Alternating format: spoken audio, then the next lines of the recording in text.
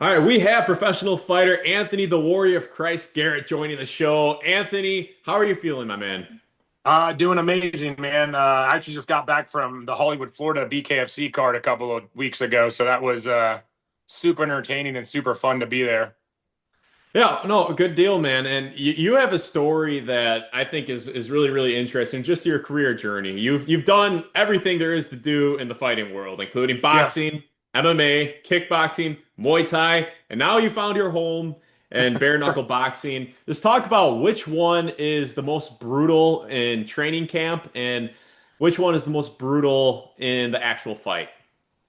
I would say training camp wise, MMA is the most brutal. Just bouncing from boxing and kickboxing to jiu-jitsu and wrestling kind of beats your body up. But with those 4 ounce gloves on, I mean, you've probably worn MMA gloves. It gives you that padding. You got the tape and gauze and the MMA glove padded. The punches don't hurt as bad. Obviously, elbows and kicks hurt pretty bad, but it takes a lot of zip and pop off the punches.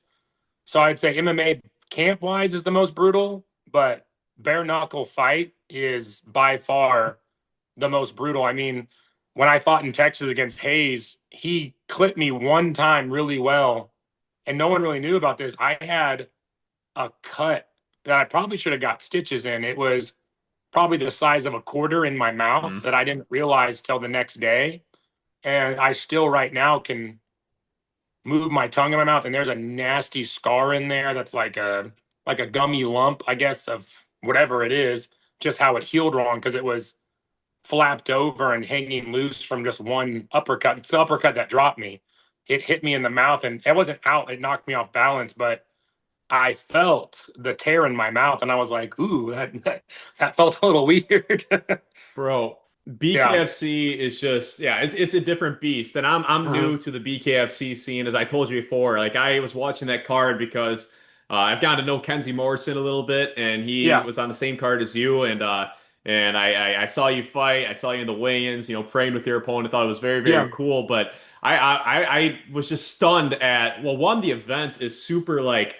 They don't advertise a whole lot with commercials. It Mhm. was like one fight, then the next fight, then the next fight, then the next fight, and all the fights were just ending like Yeah. that. And so rooting for Kenzie, I was a little nervous. Like I was like, holy cow, Yeah. like this stuff.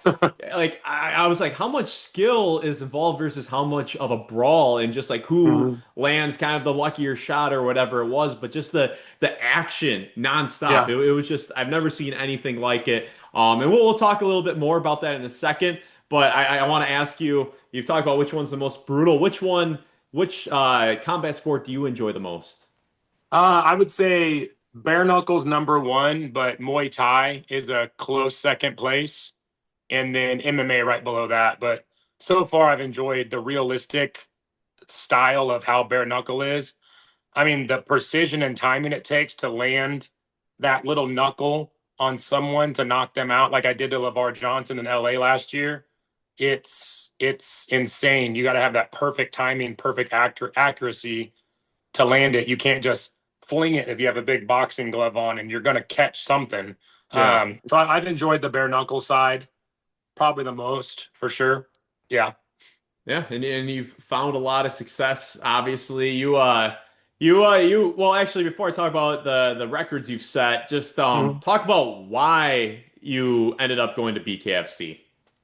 I think just the timing felt right. I moved to Dallas about 3 years ago for my daughter, Lucy Joe, and I was having a lot of trouble finding I wouldn't say like reliable is not the right word because the gyms I've popped into, they're very reliable in their respective sport. Like Moeller's MMA is incredible at jiu-jitsu, but when it came to the hard sparring with the big guys that I needed for MMA, Hmm. they just weren't there for me. They couldn't provide, they couldn't show up, they couldn't give me the work I needed. Jiu-jitsu wise, they were great.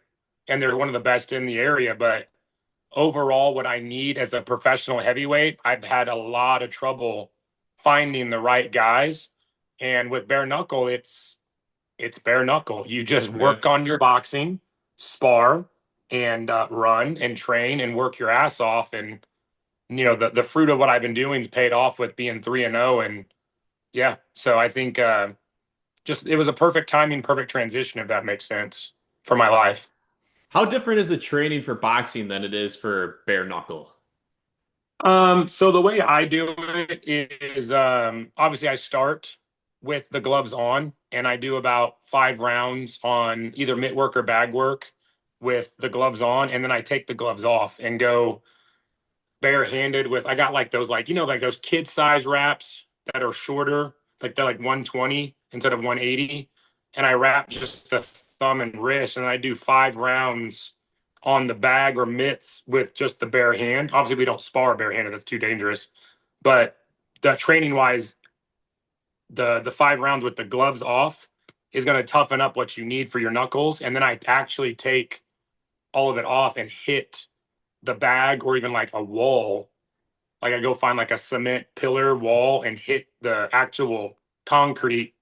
Not crazy hard, but I mean, you can see my knuckles are they're a little Bro. fucked up now for doing it for so long, but they're numb, which is what I need. I don't feel anything anymore.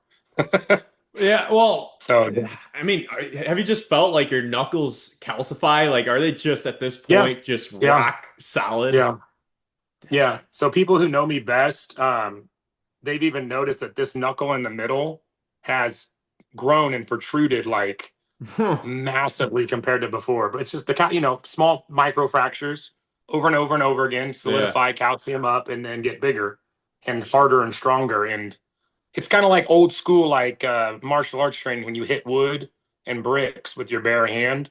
It's just you got to go slow and be patient and then toughen up over time. Yeah. And then which martial art do you think translates the most to BKFC? Hmm. I mean, obviously boxing, like dirty boxing. I would say dirty boxing, little clinch work in there for sure. But the precision and timing that I have used with like the changing of my torque of my fist and doing like bolo punches and stuff is what I learned back when I was a kid doing karate and taekwondo and tai chi and stuff with my dad and some of his old school, like what they call martial arts masters in Kansas City. Yeah. I'd say a little dirty boxing with some martial arts because you got to be able to hit barehanded. I mean, obviously, that's what karate and stuff they do. Yeah, and you've had a lot of success translating over to the BKFC world after all your experiences in all the other martial arts, but Yeah. you have set two records in BKFC for the fastest knockout. You had a 16-second knockout, and then you broke that with a 12-second Yeah. knockout, and then you won your last fight in June via first round knockout. My question is for you is do you feel prepared if a fight were to go, to the later rounds? Would you feel prepared for that to happen? Oh yeah, 100%. I mean, after beating Hayes, I mean, he looked tired, honestly, but I don't know if he really was because of the knockout. But I was perfectly fine to go all 5 rounds, 100% with him. A lot of people don't know this. We fought before in kickboxing, Oh, and I wow. TKO'd him in the second round. Yeah. So, and that was normal 3-minute rounds with 10-ounce gloves on. Yeah. But yeah, I mean, it's not a knock on bare knuckle because of how violent it is, but 5 2-minute rounds really isn't that bad Okay. if you've been training for MMA, Muay Thai, boxing, regular boxing, everything. You know what I mean? Yeah, and so what's your confidence level like after three knockouts? Normal. I mean, I I know that I could be the nail next time, so it's more or less just staying humble and I mean, I've had to call a lot of people out because no one wants to fight me right now. So if people think I'm being cocky for that, I'm not. I'm just It's trying to part of the do what I'm business. supposed to. Yeah, it's business. It's making money.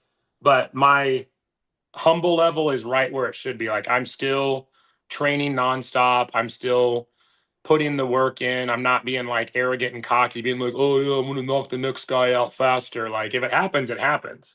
Like I've actually dreamt of winning in 10 seconds, so maybe it'll happen, but I have to put in the work for that to come to fruition. Could you give us a timetable of when you potentially could return to the ring? Have you heard anything from BKFC? So that's why I was in Hollywood, Florida, actually. I can say it now because it already happened, but the other half of the main event, Arnold, he almost pulled out. And Okay. They had Corey Willis and I were the only two they asked 20 heavyweights to replace Arnold against Perdomo. And only Corey Willis and I said yes. And that's why we were there. He was in the audience, I was in the audience, and we were there as backup to the main event. And also, they got a little nervous just in case the guy pulled out against Yoel Romero, too. They had two heavyweights on site to replace the most important fights of the night. If that, I mean, yeah, having Yoel Romero make his debut was massive for them. Yale's an incredible human being, by the way. Guy is so nice, so amazing. We talked about God and religion for like 20 minutes after weigh-ins, and it was really nice to hear him say he tapped me on the chest and he said Jesus saves, because he'd seen my 12-second knockout where I walked out in the Jesus saves hoodie. So having him know who I was, kind of from that, I was like, oh, you're one of my heroes. Like, I nicknamed myself Warrior of Christ off of you, Soldier of God. And Wow. we prayed together. We talked about Charlie Kirk and how they killed one of the good ones, and for the faith of Christianity and everything. And yeah, it was surreal to meet him. But we were flown in, Corey Willis and I, to replace anyone if anything happened last second. But we didn't fight, unfortunately. We just got to enjoy the time and have fun. But from what I was told while I was there, they're looking at November or December for my return. Okay, well, one, that's a really cool experience, and that's very, Yes. very full circle moment for you. Yeah. Um, did they talk about it all? I mean, you're 3-0 with three first round knockouts. About how far away you are from fighting, from fighting for the heavyweight championship. Definitely like one or two wins is what I was told. Okay. But what their plan, from what I can't say names, but I've talked to some of the higher up guys, like the big bosses, and obviously everybody wants to be in that tournament, the $25 million tournament. So I think what we're looking at is trying to get a solidified fight. Like, I want Andrei Arvalski. I would love to fight him. I think he's a great fighter overall, but his it's almost like an arrogance he carries because he thinks he's better than everyone there. And from meeting him at Texas and meeting Yoel Romero, they're night and day difference, if that makes sense. Like, Andre is cocky and arrogant, where Yoel is just as talented as him. If not, I think Yoel could take him down and beat him, honestly, because of his wrestling. But Yoel is the most humble human being I've ever met. And it's not a disrespect thing. It's just I think I could beat Andrei Arvalski, and I would love to fight him before the $25 million tournament to solidify a ticket in. If it happens, it happens. If it doesn't, I'm still shooting for that tournament. But I think title contention wise, I'm going to put that on the back burner till after the tournament, because the tournament starts in March. Like, it's happening soon. The first fights are in California. So I would say Perdomo's earned the title shot, and then I'll wait for after the tournament to see what happens. So, where's the $25 million coming from? Just out of curiosity, like, I would assume, from what I've heard, like through the grapevine, because originally it was only going to be $15 million. is it I Saudi? think, yeah. I think from the finals are supposed to be in Saudi Arabia, Okay. so I think it's from one of the what are they, sultans or princes or whatever over there Yeah, is yeah. putting up the money for it. I'm pretty sure. Yeah, that's Yeah, crazy. Okay, wow. yeah. Okay, that makes sense. And then our fighters, like, what's the pay structure? Just out of curiosity for the tournament, like, are you getting paid for these fights, or is it just like Yeah. winner Oh take yeah. all? Okay. No. So the first round, if you lose in the first round, you're getting $100,000. Wow. Yeah. Wow. So that's why they're having basically like they're gonna have like I guess prelim fights to see who's gonna get into the tournament. Like, my next fight might be for a spot in the tournament. I would assume Wow. is how they're gonna start doing that. I would assume by December, because it's what, January, February, March. That's 3 months into the new year. They've got Hmm. to have the first rounds filled. Yeah. So it's Wow, it's going to that's be exciting. It's going to be cool, and Connor's going to be pushing it insane, and he'll probably be at every one that there are, and it'll turn into a really, really, really big deal. It'll be cool. no, that will be really cool. And Yeah. I also thought it was cool, like I told you before, that I came across you on that June 21st card, with you and your opponent. Never seen this Mhm. before. Praying together ahead of the fight. Just talk Yeah. about your faith journey and how did you become such an outspoken man of God that you are today? Yeah, so there's actually a full backstory to why we prayed together. It was me and Hayes had fought before, like I told you on XFN for Dale Cook in Oklahoma, and he had obviously mixed feelings about losing because he was 23-3 at kickboxing at the time, and I was 0-0 and I beat him. And I would obviously be a little mal-tempered too if I lost to a debut guy and I had that many fights. But at weigh-ins, we were lined up together. You guys probably didn't see that, but off camera, we're standing by each other, like right next to our That's opponent. got I awkward. mean, I remember talking to Kenzie. Kenzie was like, "This is fucking weird. We don't do this in boxing." Ha! And I was like, "I know we don't. I don't know why they're doing it. Because if we start fighting, no one's Yeah. here to hold. Yeah, no one's here to break us up." And but Hayes turns to me and told me that he respected me and loved that I rep Jesus like I do, and he was a man of God as well. And I told him that I said, "You're not a man of God, you're a warrior of God because you've been through shit just like I've been through shit through getting to know him from our first fight. He's weighed over 400 pounds, lost a bunch of weight, had an alcohol problem. I was thinking about, I never attempted, but I had suicidal thoughts at one point. And we've battled through and we continue to spread the word of God the best we can. That's why we're what I call warriors of Christ. And I leaned in and told him, I said, well, let's say a prayer on stage to profess our faith and show everyone that this isn't just about fighting, it's about, our Lord and Savior Jesus Christ. And he smiled so big, 100% was like, Wow. cool, we'll do that. And then after, it's time for war. I said, yeah, God's prepared our hands for battle and we're ready to fight each other tomorrow night, but tonight we'll talk to the Lord. So we went up there and we said a prayer together, and yeah, it was super cool and super fun in the moment. And yeah, it was definitely different, but we came up with it on the spot. Like I thought of it after what he said, and I was just like, hey, let's show that we're actually men of God and not just say it all the time. Yeah. But Well, then to answer your second question, how I became who I am with that stuff was I didn't see my daughter for 14 months during COVID, just some custody issues and obviously COVID. And I got really dark for a while.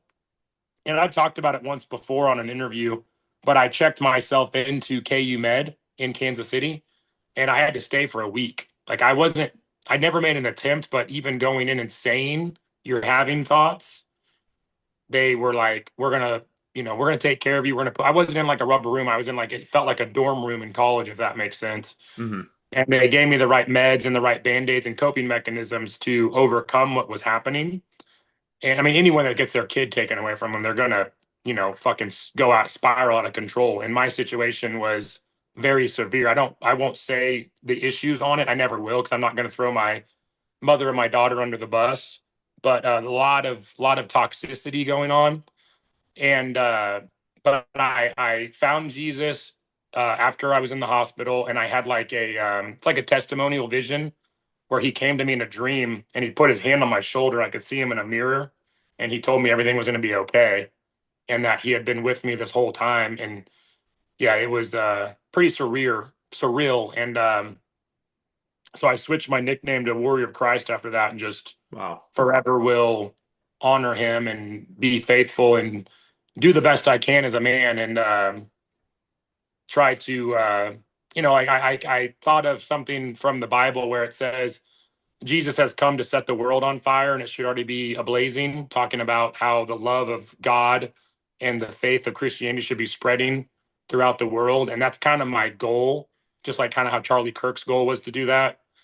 Just to tell the people that we love and know that we can get to with these fights or videos or interviews or anything. And if we can reach one person, like if I reach one person through our interview, I think it's a successful, wonderful thing that they found Jesus or God through it.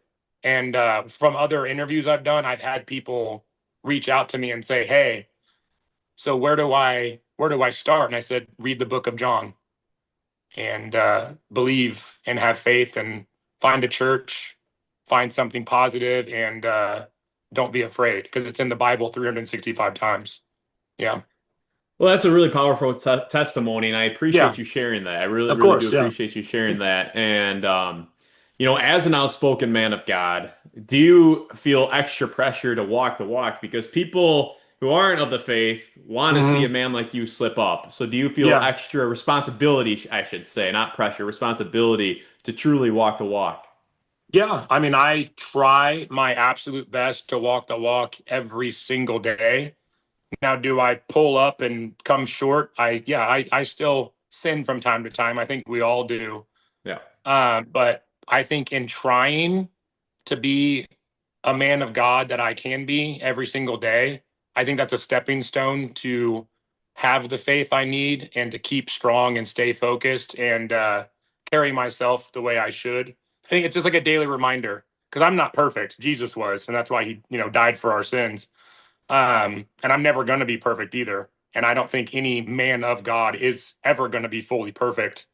But I think repentance and knowing what I've done that's incorrect and to correct myself on it before, like you said, someone else corrects me on it, I think is a big thing. And even like bringing up again, having like what happened to Charlie Kirk is we all know is terrible, but through him, because I watched his videos, I knew who he was, and we Yel Romero and I talked about him. Yel got to meet him, and I was like, oh man, I bet that was crazy.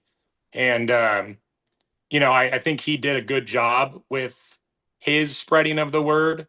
And I think he did a good job to his fullest because, of course, I'm sure he still sinned to walk the right walk in faith. And if I can learn anything from him, I think I'll do what I can to be a better man. And I think watching him profess his faith the way he did and dying the way he did, I think it's an incredible thing that he still, in the end, fully believed in God even right before he got shot. He was confessing it to a person before he got hit. And I think that's how we should all be as Christians or Catholics. Yeah.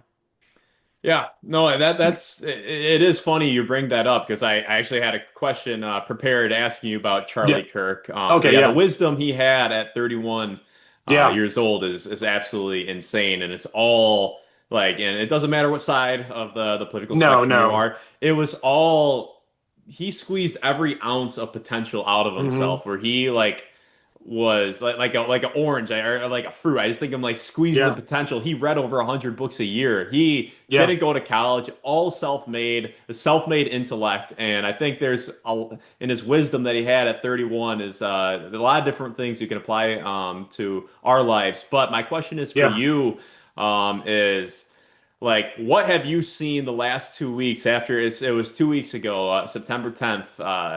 What have you seen since then, and what are some of your biggest takeaways from that moment and the moments since then? Yeah, so I mean, when I was at work when it first happened, and I started getting texts from even a person who's like a mutual friend of me and Kenzie, Stephen Bear out of Kansas City. He's the announcer of Shamrock FC. He sent me the video first of what happened, and I started hearing from other people what had happened to Charlie. And then when I saw the video, I knew he was dead where he got hit. Like the video Stephen Bear sent me, you could see where the bullet went in, and I was like, oh, there's no way. There's no Yeah. way. They had originally said he was like or not conscious, but like in care, like he was like still alive, and I was like, there's no way. And I remember posting a small story just about the Christian side of him as a man and saying that he's a father and he was a fellow brother of Christ and what happened to him was wrong no matter what you think, like how you said it doesn't matter which side you're on, murder's wrong no matter how we want to spin it. And I lost like over 40 followers That's crazy. from one post on my story. I'm not even that popular, but Well, and you're 40 you're people an yeah. outspoken Christian Yeah. too. It's kind of Yeah, and surprising. but yeah, 40 people unfollowed me that same day. Wow. And I was like, good. I was like, good, bye. And as you've seen and I've seen, a lot of people have celebrated his death, which is wrong. But then what we saw at his what's it called? Memorial service. The memorial service, kind of like the wake or funeral for him, Yeah. was absolutely phenomenal to see that many Christians come together in prayer. It was almost like an eye-opening experience. And Unreal. my own mother even said she feels revigorated and confident in Christianity again Wow. because it's come to fruition. Yeah, my mom's in her 60s. raised Roman Catholic, and she 100% like has a reinvigoration of our faith being Christians and Catholics so strong, and all these vigils they're doing, all these memorials that have Charlie, but also a cross. Charlie, but also we trust in the Lord. Charlie, we also, Bible verses and prayers. It's a beautiful thing to see that many people proclaim their Christianity and their faith in Jesus Christ in these last 2 weeks. I'm a man enough to say it. I teared up a couple of times in a positive sense of like, wow, like this is incredible to see. And this is probably why the Lord chose to use his death the way he did to, it's almost like a reawakening for the Christian faith. Now it's unfortunate that he had to go, but he's serving the Lord up in heaven in a bigger, more meaningful way, I think. And his wife knows that too, which is the true blessing that she'll better look at that and tell her daughters one day why daddy had what happened to daddy and why it happened. And it's going to be all for positive, which I think's a blessing. Yeah, I mean, I heard someone say this, and I don't want to speak for anybody or anything, but I heard someone say Yeah. like if he knew the impact he'd have in his death, like Hmm. he'd probably willingly do it because he has touched, like you said, it was Yeah. just one people, even if there's one person Yeah. from this interview, just your mom, like Hmm. that's a Yeah. Yep. huge victory. So yeah, and it's a lot more than one person. So Yeah. yeah, no, there's obviously a lot of bad, but a lot of beautiful things have come out of it. Yeah. But yeah, no, appreciate you talking about that. And now Yeah. Of course. pivoting back to BKFC. Yeah, and for people who don't know, Anthony right now is ranked the sixth best U.S. heavyweight according to BoxRec, and the Yeah. 22nd best heavyweight overall, 3-0. Just a question I have, and you kind of briefly touched on this. Just can you talk about the strategy? Because when I was first watching BKFC, it just seemed like total chaos, Yeah. a brawl where it was like I have no idea who's gonna win. Like how much Hmm. skill is involved, but there is a lot of skill and precision to land Yeah. it at the right spot, not to land somewhere where you can break your knuckle like the forehead. So just talk about Hmm. the skill and the strategy that goes into BKFC.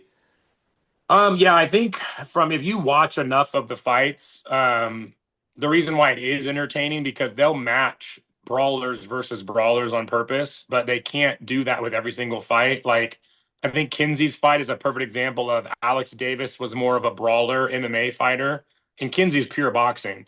And Kenzie got hit and saw, no, I'm not gonna let you hit me again. So he started boxing and won very easily.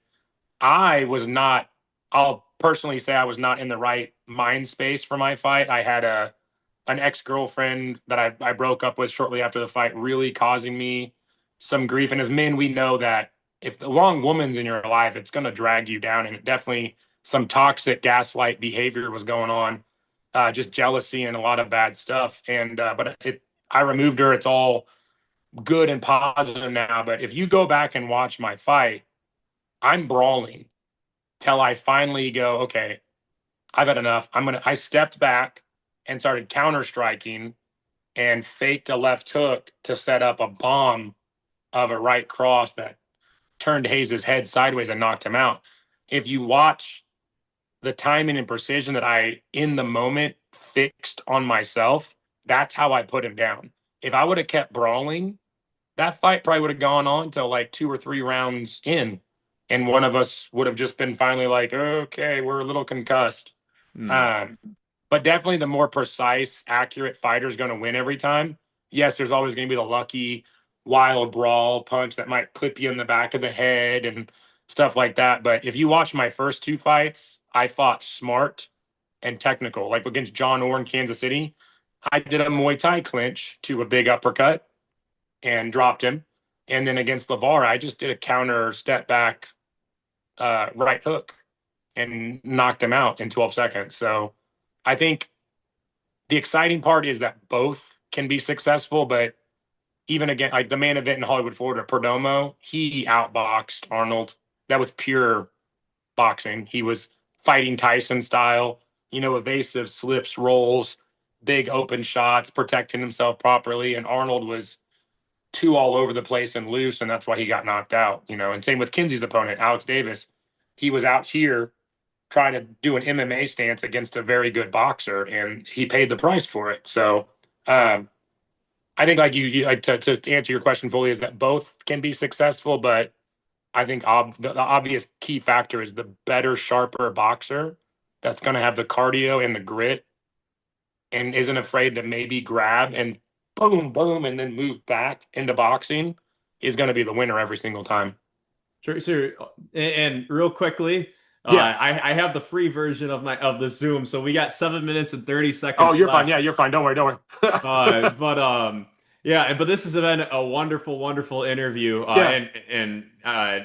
We tried doing a different software, it didn't work, so that's why we're on It's okay. Yeah, Zoom. don't worry. But yeah, so wait, just answer this one quickly. Is Kenzie a potential opponent for you, like next? I don't know if it's going to be next. And they've never offered it Okay. since the I Texas wouldn't want to card. see that. I wouldn't mind. I would. liked Kenzie. I like you. I like Kenzie. I Yeah. know they can. Yeah. Kenzie was insanely respectful before and after and during the whole time. And I like fighting other respectful fighters. Like, I think it'd be a fun matchup. If we did it in Oklahoma or Kansas, it would probably sell really well. So I could see the money side of it. But Kenzie told me he might drop to cruiserweight. Mm. Like, I would like to see Kenzie at cruiserweight win the belt and potentially get a money fight against like Yoel Romero, because Yoel told me he's going to cruiserweight. Oh wow. So if Kenzie wants the money side right now, I think if and he's smaller than me, and respectfully, I think he could make cruiserweight and do phenomenal there. Could you see Kenzie versus Yoel Romero? I'd pay for it. Yeah, no, that I'd would be pay for good. it. Because Yell's not going to fight me. Yell already said so. He goes, "You're too big." He's like, "No, no, no." He goes, "You weigh 280. I weigh 217." I was like, "Yeah." Yeah. So I think Kenzie makes more money at cruiserweight. I think Kenzie has a possibility to win the belt at cruiserweight. And I think Kenzie could get what he wants, because he told me he wants a fight with Jake Paul. Yeah, he's been He told me hinting that. he told me after the fights, he was like, "I really want Jake Paul," and I'm like, "You're gonna have to fucking make He's got to some win the belt. serious, Yeah. make some serious noise in the BKFC." But if you think about this, he goes to cruiserweight, shows, because Jake Paul is kind of a sissy with fighting bigger guys. Jake is not a bad boxer, but he's kind of a sissy with fighting bigger guys. We all know that. He knows that too. And if Kenzie shows that he can lose a little bit of weight and he has the BKFC belt, finishes his contract with BKFC, calls Jake Paul out with having the belt, he'd get what he wants. 100%. I agree. Yeah, I agree. 100%. So that's great incentive for him. Yeah. No, that's a great answer. And Yeah. no, we got 5 more minutes left. Okay. And I'll just ask you one question, and I have a rapid fire round for you. Go ahead. Talk about the dichotomy of BKFC. I told you before the show, there is OnlyFans being advertised everywhere. It's got one side of it, but then I see like all the fighters. I've never seen so many athletes give God the glory after their fight. Yeah. Not just you, but like everybody. Can you talk about that quickly? The kind of the dual nature of BKFC. Yeah, And it's the most violent sport I've ever seen. On top of it, yeah. I think it being the way it is, so violent, that's what draws us closer to having our faith. Because I have prayed for all three of my opponents before the fights. I do not want to hurt them that bad, and I do not want to get hurt that bad. I don't want anyone to die. I don't want anyone to get a career-ending injury to the eye or something like that. So I think the reality of it, because it's almost like a street fight, as you know, that's why it's so brutal. It's a street fight with rules in a ring in front of a lot of people. And I think protecting each other with faith and then proclaiming it at the end, no matter who wins, is why we do it. But then on the OnlyFans side, that's a sponsor. We have to go, okay. Like, I don't use OnlyFans. I never would, never have. I would never date a girl that has OnlyFans.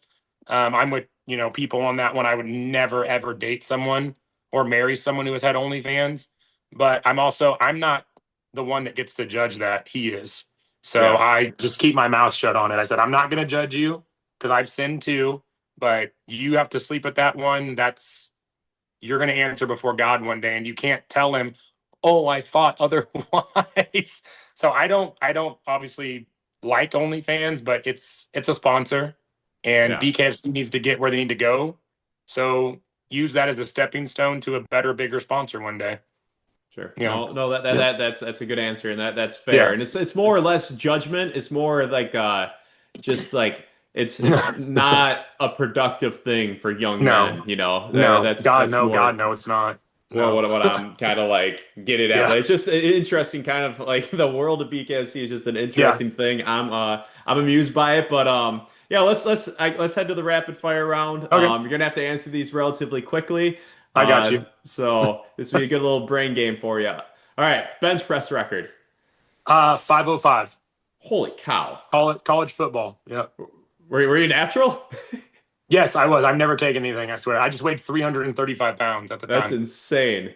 Yeah. Favorite music genre? Probably rock, like old school, like rock, like Aerosmith, AC/DC. And what college did you go to? Where did you play football at, out of curiosity? Fort Scott Community College and then East Carolina University. Okay, cool. Oh Mm. wow. D1, Yep. right? Yeah. Wow. Yeah. Favorite dessert? Probably just like regular ice cream. I'm not fancy on desserts, like vanilla. MJ or LeBron? Oh, MJ, Michael Jordan all the way. Come on. Favorite breakfast food? Oh shit, probably French toast. And I'm going to add this question to the rapid fire round is obviously, and not to be dark or anything, but brain health is a very, very real Yeah. thing. And, concussions, CTE, and you're 35 and you fought Yeah. a lot now. Yeah. And, CTE can, I'm not saying you have it or anything, but if you do keep fighting, the risk Yeah. elevates and that can make Yeah. you do things that aren't yourself. It kind of can Yeah. change wwho you are. Do you have a day or a year or an age you want to get out of combat sports at? Probably 45 to 48. Okay. I talked to Yoel Romero about it, and he was like very confident if I take care of myself, I can fight as long as he has. And that's kind of I look up to him, so that's kind of my goal. All right. No, good Yeah. deal. And then just a few more questions. Yeah. Dogs or cats? Dogs. Favorite cheat day meal? Oh, probably like I'll eat like 3 fucking hamburgers and like have the vanilla shake ice cream. All right. And then the last question, because I think we're just about out of time. Favorite You're TV good. show? Ooh, Dragon Ball Z. All right, ladies and gentlemen, that is Anthony Garrett. Anthony, thank you so much for your time, Yeah, and thank looking you. forward to staying connected along the way. Yeah, thank you, man. Have a great day. You God too. bless, buddy.